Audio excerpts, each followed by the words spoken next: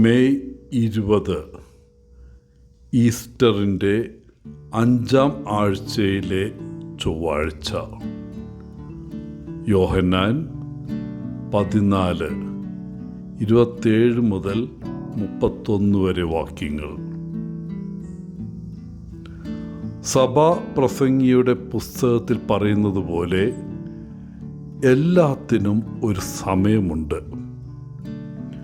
ഒരുമിച്ച് വരാനൊരു സമയമുണ്ട്, വേർപിരിയാനും ഒരു സമയമുണ്ട്. ഇന്നത്തെ സുവിശേഷ വായനയിൽ തൻ്റെ ഈ ലോക ജീവിതം അവസാനിക്കുന്നു എന്ന് യേശുവിനറിയാമായിരുന്നു. തൻ്റെ നാഴിക വന്നിരിക്കുന്നു. അവൻ പിതാവിൻ്റെ അടുക്കിലേക്ക് മടങ്ങുകയാണ്. മനുഷ്യ പ്രകൃതി എന്താണെന്ന് ഈശോയ്ക്കറിയാമായിരുന്നു. വിട പറയുക പ്രയാസമാണ്. അതിനാൽ യേശു തൻ്റെ ശിഷ്യന്മാരുടെ വികാരങ്ങളെ ശമിപ്പിക്കാൻ ശ്രമിക്കുന്നു.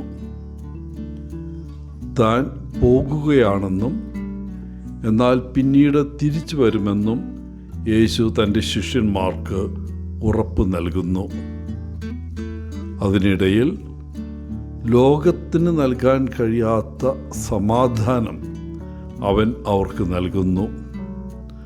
മാത്രമല്ല, ലോകത്തിൻ്റെ ഭരണാധികാരിക്ക് തൻ്റെ മേൽ അധികാരമില്ലെന്നും അവൻ ഉറപ്പിച്ചു പറയുന്നു.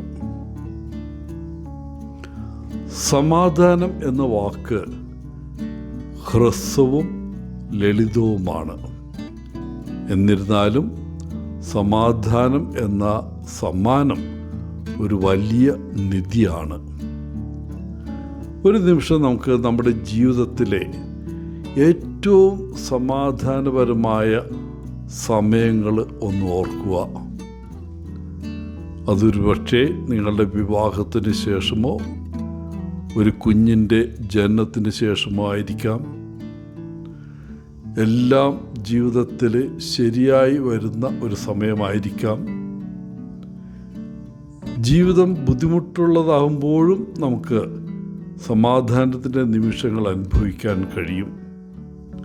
അത് നിശബ്ദമായി എവിടെയെങ്കിലും ഇരിക്കുമ്പോഴോ നിങ്ങളുടെ കുട്ടികളോടോ പേരക്കുട്ടികളോടോ ഒത്ത് കളിക്കുമ്പോഴോ ആകാം. വസന്തത്തിൻ്റെ സൗന്ദര്യവും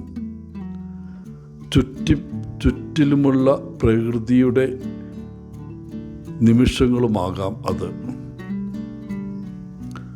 സമാധാനം എന്നത് നമുക്ക് സ്വയം നിർമ്മിക്കാൻ കഴിയുന്ന ഒന്നല്ല. എന്നാലും സമാധാനം നൽകാൻ തക്ക നമ്മെ സഹായിക്കുന്ന തിരഞ്ഞെടുപ്പുകൾ നടത്താൻ നമുക്ക് കഴിയും. അത് പ്രാർത്ഥനയുടെ ഒരു പരിശീലനമോ ഒരു ജീവിത പങ്കാളിയുമായിട്ടോ സുഹൃത്തുമായിട്ടോ സംസാരിക്കുന്നതോ ആകാം. പ്രകൃതി ഭംഗി ആസ്വദിക്കുക, കുടുംബത്തോടൊപ്പമായിരിക്കുക, സംഗീതം കേൾക്കുക, ഒരു റോക്കിംഗ് ചെയറിൽ ഇരുന്ന് ആടുക, അല്ലെങ്കിൽ നിശബ്ദത പാലിക്കുക, പ്രാർത്ഥിക്കുക എന്നിവയാകാം. സമാധാനം എന്നത് യേശുവിൻ്റെ ഒരു വലിയ സമ്മാനമാണ്. ഏതൊരു സമ്മാനത്തെയും പോലെ നമുക്ക് അത് സ്വീകരിക്കാനോ അവഗണിക്കാനോ നിരസിക്കാനോ തിരഞ്ഞെടുക്കാം. പ്രിയപ്പെട്ടവരെ, നമുക്ക് സമാധാനം നൽകാൻ യേശു ആഗ്രഹിക്കുന്നു. ഇന്ന് നാം അവൻ്റെ ഈ സമ്മാനം സ്വീകരിക്കുമോ? ഈ മഹത്തായ സമ്മാനത്തിനായി നാം നമ്മുടെ മനസ്സും ഹൃദയവും തുറക്കുമോ?